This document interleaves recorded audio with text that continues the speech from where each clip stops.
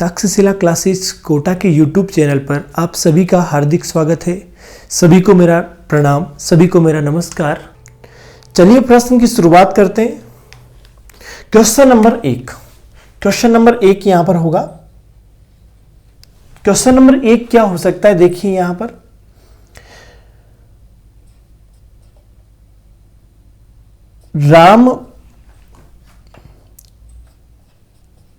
रामायण शब्द है आपके पास, रेखांकित शब्द है। प्रश्न बनेगा रेखांकित शब्द का संधि विच्छेद होगा।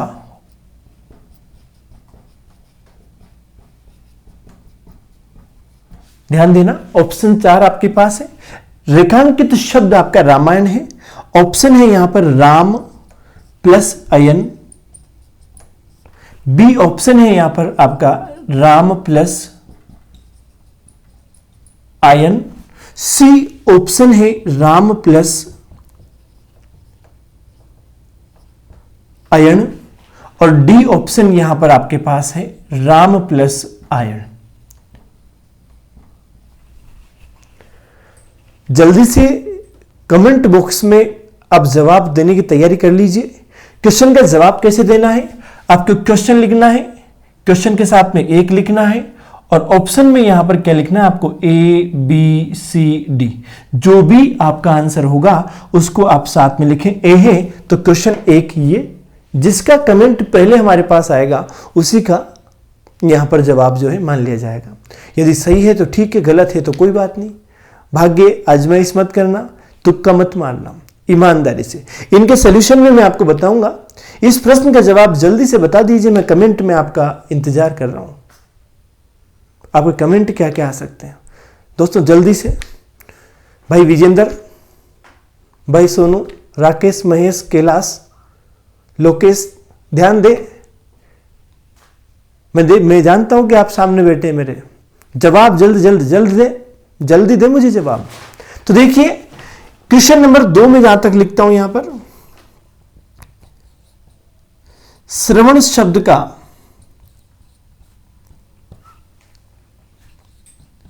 संधि विच्छेद होगा।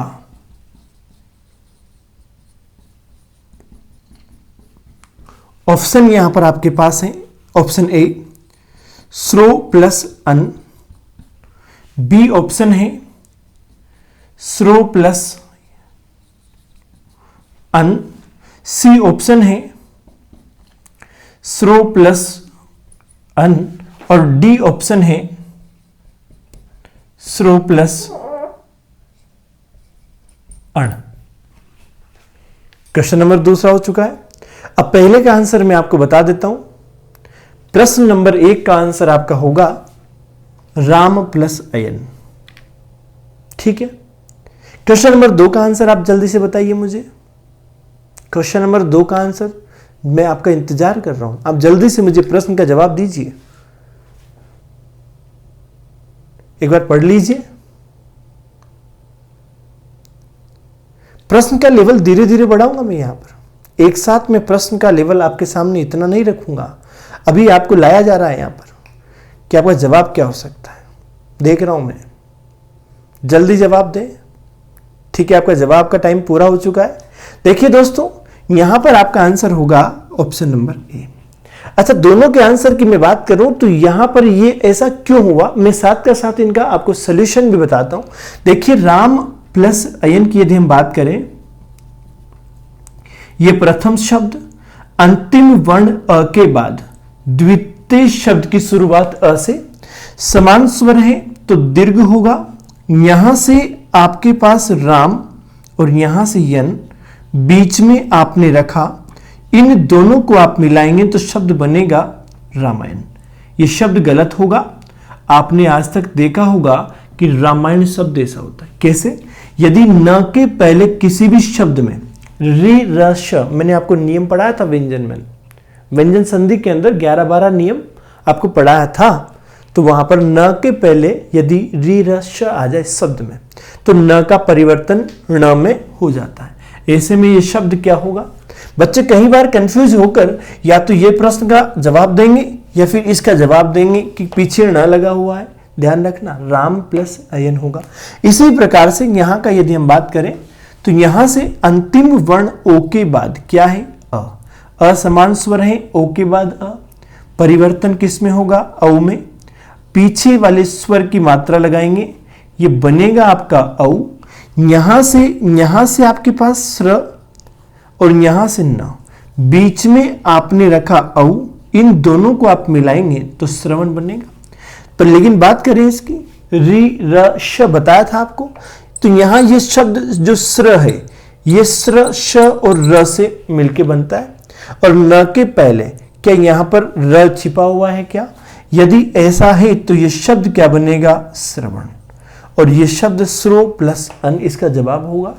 क्वेश्चन नंबर 2 कंप्लीट हो चुके हैं आपके। क्वेश्चन नंबर 3 की हम बात करेंगे यहां पर।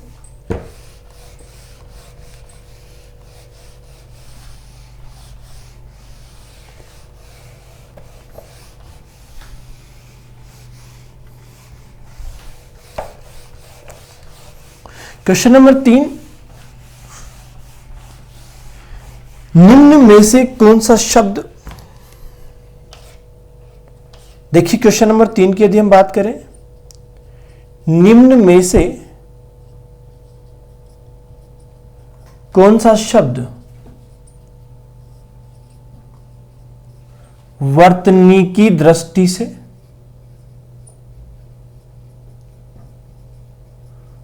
अशुद्ध नहीं है।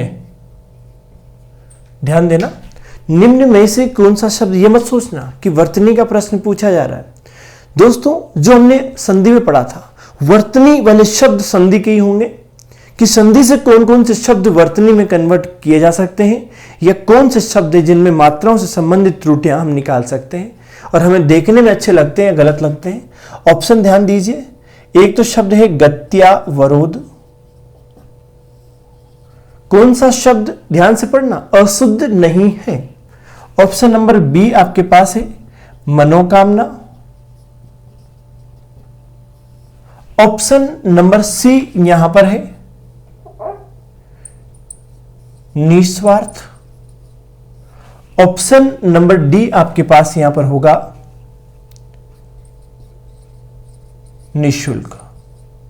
आप बताइए कौन सा शब्द वर्तनी की दृष्टि से यहां पर सही है, अर्थात अशुद्ध नहीं है।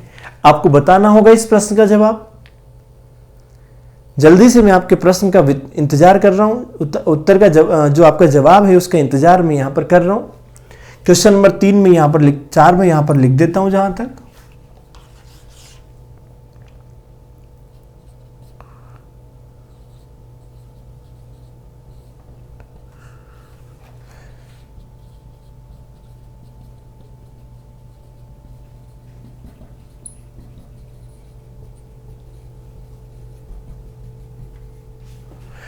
प्रश्न आपका है, क्वेश्चन नंबर 4 है आपका, निश्चल शब्द में निम्न में से कौन सा उपसर्ग होगा।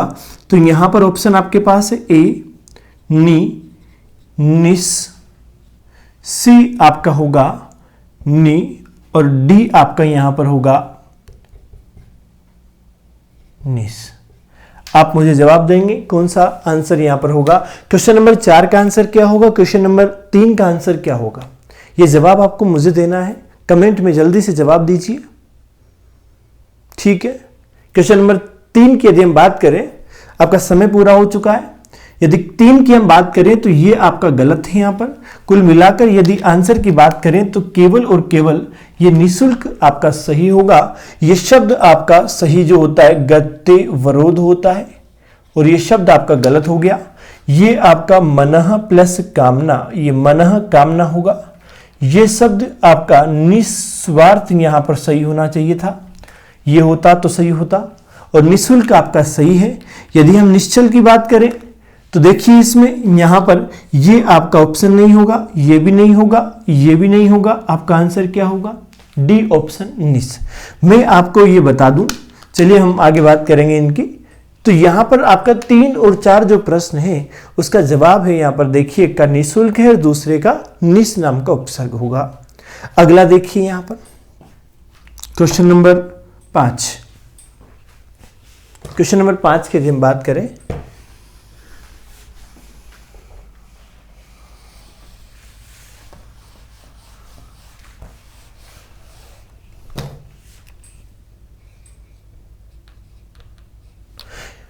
चलिए वर्तनी की बात करते हैं। यहां पर भी वर्तनी की यदि हम बात करें तो ए ऑप्शन है यहां पर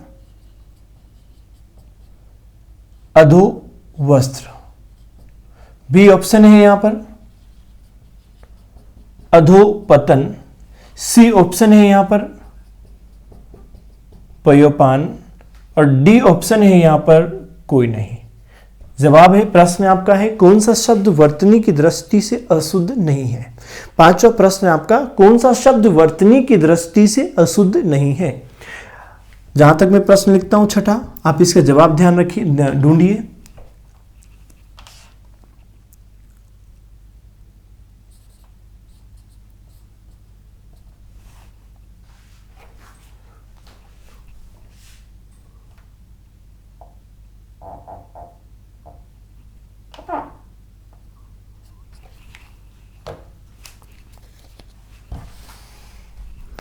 अगला प्रश्न है आपका, उत उपसर्ग से बनने वाला शब्द निम्न में से है। उत उपसर्ग से बनने वाला शब्द निम्न में से कौन सा यहां पर होगा। ऑप्शन यहां पर आपका है, एक ऑप्शन है यहां पर शब्द है आपके पास उड्डयन, बी ऑप्शन यहां पर आपके पास है तत्सम,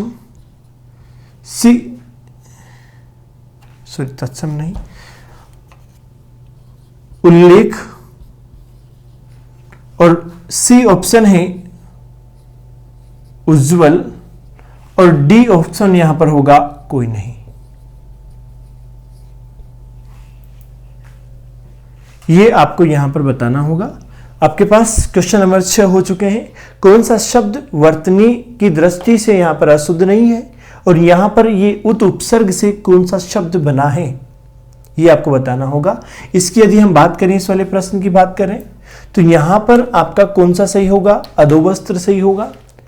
ये आपके गलत होंगे, क्यों गलत होंगे इनकी चर्चा हम बाद में करेंगे। ठीक, यहां से हम बात करें उड्डयन शब्द, उल्लेख शब्द, उज्ज्वल शब्द, तो यहां से बात करें तो ये उत प्लस डयन होगा, यहां से बात करें तो उत प्लस लेख होगा और यहां से हम बात करें तो ये उत प्लस ज्वल शब्द होगा और तीनों में उत यहां पर उपसर्ग लगा हुआ है और इसी प्रकार से आपका इनमें से कोई नहीं यहां पर आंसर होगा, अर्थात आपका आंसर सभी होगा। यहां पर मैं सभी ऑप्शन भी दे सकता था। ठीक, तो यहां तीनों में आपका उत नाम का उपसर्ग लगा हुआ है, इसलिए फोर्थ ऑप्शन आपका सही होगा। समझ में आ गया आपके।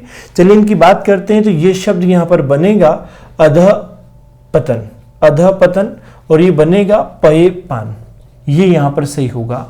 अगर ऐसा होता तो ये शब्द सही मान लिए जाते, लेकिन ये शब्द कंफ्यूज करने के लिए मैंने आपको दे दिए। अगला शब्द, अगला प्रश्न देखिए, एक प्रश्न और वर्तनी से लेते हैं हम। यहां पर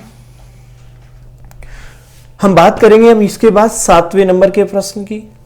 कौन सा प्रश्न यहां पर देखिए, यहां पर कौन सा शब्द है निम्न में से जो सही होगा। एक शब्द लिखा, ए ऑप्शन है अक्षोहिणी, बी ऑप्शन यहां पर है अक्षोहिणी, सी ऑप्शन यहां पर है अक्षोहिणी और डी ऑप्शन यहां पर है अक्षोहिणी। कौन सा शब्द वर्तनी की दृष्टि से यहां पर सही होगा। देखिए प्रश्न में वही पूछ रहा हूं जो मैंने आज से पहले 10 वीडियो 10 लेक्चर जो बनाए थे, डाले थे आपके लिए संधि के, उनमें से प्रश्न बनाए। कोई नया शब्द मैं आपको नहीं दे रहा। यदि आपने डीपली तरीके से वो पूरे के पूरे पढ़े हैं तो आपका प्रश्न एक भी गलत नहीं होगा। लेकिन अगर आपने खुद को समय नहीं दिया तो फिर ये भी आपको समय नहीं देंगे। सही बात बता रहा हूं आपको। बात कठिन है, शब्द जो है शब्द भारी है यहां पर, शब्द बात के। तो मैं आपको यही बता दूं कि यहां पर जो शब्द मैं आपको दे रहा हूं, ये शब्द आपको जो मैंने पढ़ाए थे पिछले जो लेक्चर से वीडियो थे, उनमें से मैंने आपको दिए हैं, इनके अलावा कोई बाहर से प्रश्न मैं आपको नहीं दे रहा हूं। तो यहां से यदि हम बात करें तो एक शब्द है, ध्यान दीजिएगा। चलिए छठा प्रश्न में हटा देता हूं। सातवां प्रश्न का अगर हम बात करें तो जवाब आपसे मैं पूछना चाहता हूं, और आपका समय लगभग समाप्त हो चुका है। अब तक आपका जवाब मुझे मिल जाना चाहिए था और कुछ जवाब मेरे पास आने भी लगे हैं। तो ऐसे में एक शब्द देखिए, अक्स प्लस उहिनी। ये शब्द अंतिम वर्ण अ के बाद उ, और यहां परिवर्तन किस में होना चाहिए था? ओ में। यहां से आपके पास अक्स और ये हिनी, बीच में आपने रखा ओ, शब्द बनेगा अक्सो हिनी। यह शब्द गलत होगा क्योंकि यहां पर क्या है, यह शब्द अपवाद वाला है। अगर हम बात करें शब्द की तो यह शब्द बनेगा अक्सो हिनी। देखिए इस न का परिवर्तन भी इस कश, क प्लस श, तो री र श है, तो यहां पर इस न का परिवर्तन भी किस में होगा? न में। तो यह शब्द बनेगा, यह शब्द मैंने पूरा आपको बता रखा है। इससे पहले जो आपके भाग नंबर 10 है वीडियो का, उसमें आपको मिलेगा अपवाद में, ठीक है। इसके बाद हम अगला प्रश्न लेंगे। आपका आंसर क्या होगा? आपका आंसर होगा डी। इसके बाद प्रश्न देखिए आप, अगला क्वेश्चन नंबर 7 के बाद 8वां शब्द देखिएगा, निम्न में से कौन सा शब्द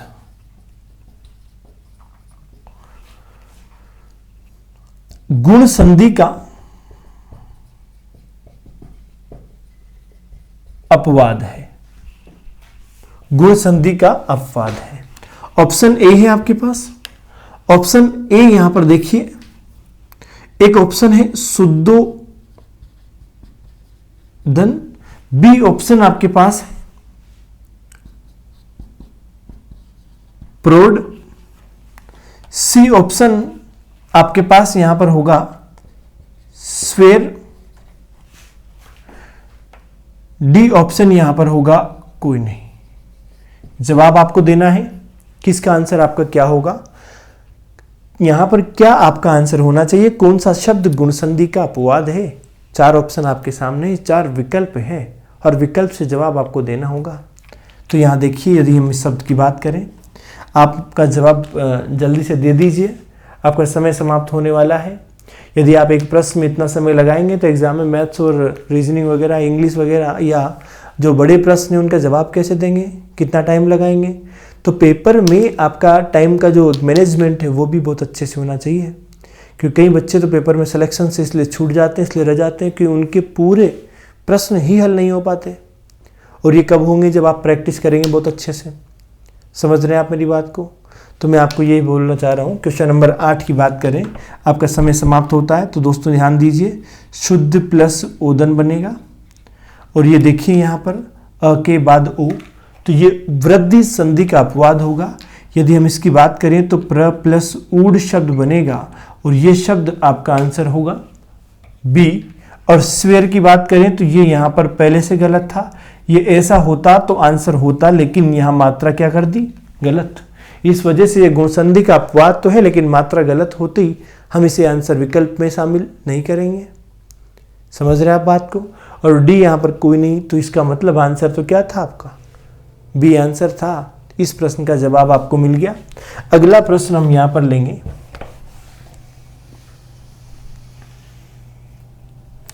अगला प्रश्न हम यहां पर लेंगे, ध्यान दें।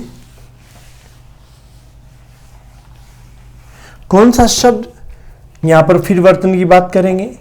तो देखिए यहां पर ए ऑप्शन आपके सामने है शुद्धो धन, बी ऑप्शन आपके सामने है शुद्धो धन, सी ऑप्शन आपके सामने है शुद्धो धन, और डी ऑप्शन आपके सामने है कोई नहीं। कौन सा शब्द वर्तनी की दृष्टि से सही है? देखिए प्रश्न संधि से बना है आपका। आप ये मत समझिए कि वर्तनी की बात कर रहा हूं मैं, वर्तनी की बात इसलिए कर रहा हूं कि ये प्रश्न आपका संधि से रिलेटेड है। यदि आप संधि में इन शब्दों को पढ़ लेते हैं, आप अगर इनको अगर संधि में ध्यान देते हैं तो आपकी वर्तनी में कोई गलती नहीं होगी, और वर्तनी जो बनता है टॉपिक वो टोटल संधि का उसमें योगदान होता है। कुछ आगे भी होता है कुछ टॉपिक्स का, लेकिन जो इंपॉर्टेंट जो पार्ट है वो संधि है। और संधि यदि आपको आती है तो आपको उपसर्ग भी आएगा, आपको प्रत्यय आएगा, समास आएगा, आपको वर्तनी आएगी, आपको पर्यायवाची शब्द आएंगे। आपको समझ रहे हैं आप बात को? तो ये सारा आपको वहां पर देखने को मिलेगा। तो ये मैं जो प्रश्न बना रहा हूं ये संधि से रिलेटेड है, क्योंकि ये शब्द आपके आगे काम आएंगे, तो मैंने उन शब्दों को पहले उठा लिया, बने तो संधि से हैं। तो प्रश्न का जवाब जल्दी से दीजिए आप। यहाँ पर वर्तनी की यदि हम बात करें तो ये आपका सही होगा, क्योंकि यहाँ पर शुद्ध प्लस ओदन शब्द यहाँ पर आएगा। हमें देखने में ऐसा शब्द सही लगता है, ये वाला गलत होगा, ये वाला इसमें सही होगा, शुद्धोदन ये गलत होगा, और ये भी आपका क्या होगा, गलत होगा। ओदन, ये देखिए हम कई बार गलती करते हैं ध धनुष और द दवात पर। हमें देखने में ये वाला अच्छा लगता है, लेकिन आपका गलत होगा, और ये दन ओदन आपका सही होगा। शुद्ध भोजन से मतलब है यहाँ पर शुद्ध ओदन भोजन अर्थ होता है इसका। ठीक है, अगले प्रश्न की हम बात करें। क्वेश्चन नंबर, ये प्रश्न आपका कितना हो गया यहाँ पर, 7, 8, 8वां प्रश्न, 9वां प्रश्न आपका हो चुका है। 10वां प्रश्न यहाँ पर लेंगे हम। यहाँ पर निम्न में से कौन सा शब्द, चलिए प्रश्न को चेंज करते हैं, वृद्धि संधि का अपवाद है। कौन सा शब्द वृद्धि संधि का अपवाद है? तो देखिए यहां पर ऑप्शन नंबर ए है आपका, एक शब्द है आपका प्रोह, बी यहां पर आपका होगा कंटोस्ट, सी यहां पर जो है आपका होगा, सी आपका यहां पर जो है आपका विकल्प होगा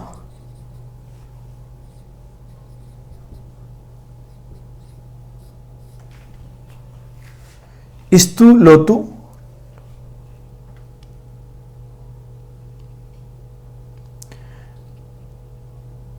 वृद्धि संधि का अपवाद नहीं है। प्रश्न को चेंज करते हैं, वृद्धि संधि का अपवाद नहीं है, और डी ऑप्शन आपका होगा कोई नहीं।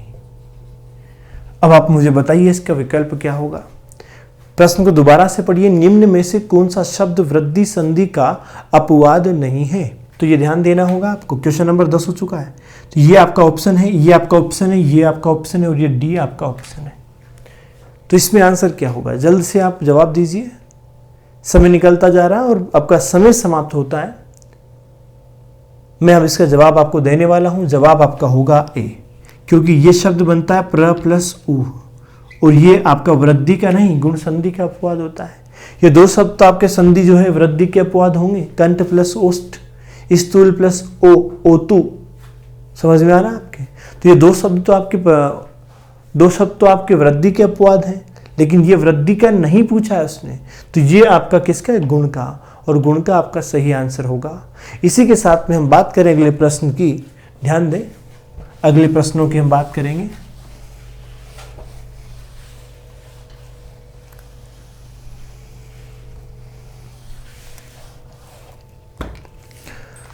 क्वेश्चन नंबर 11, निम्न में से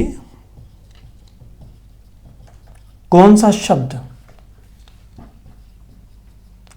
संधि नहीं अपितु संयोग से बना है? ऑप्शन आपके सामने है, ऑप्शन है आपके सामने विद्यालय, ऑप्शन नंबर बी आपके सामने है निश्चित, ऑप्शन नंबर सी आपके सामने है सत्यानाश, ऑप्शन नंबर डी है कोई नहीं। यह है आपका 11 नंबर का प्रश्न। जवाब देना आपको होगा। आप जवाब दीजिए जल्दी से मुझे। मैं जहां तक प्रश्न लिखता हूं अगला क्वेश्चन नंबर 12 भी लिखता हूं ऐसा ही।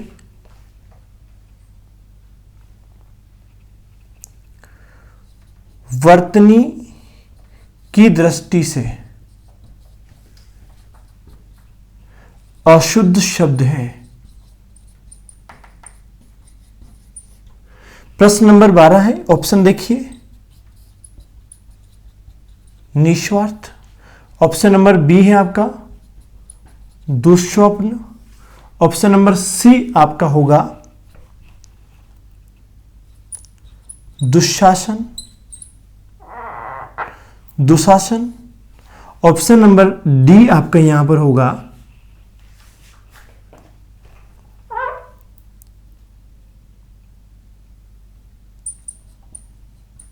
प्रातःकाल। प्रश्न का जवाब आपको देना है 11 और 12। समय आपका 11 का समाप्त हो चुका है, जब तक 12 का विचार कीजिए। देखिए यहां पर यदि हम बात करें 11 नंबर के प्रश्न में, तो आपका आंसर होगा सी।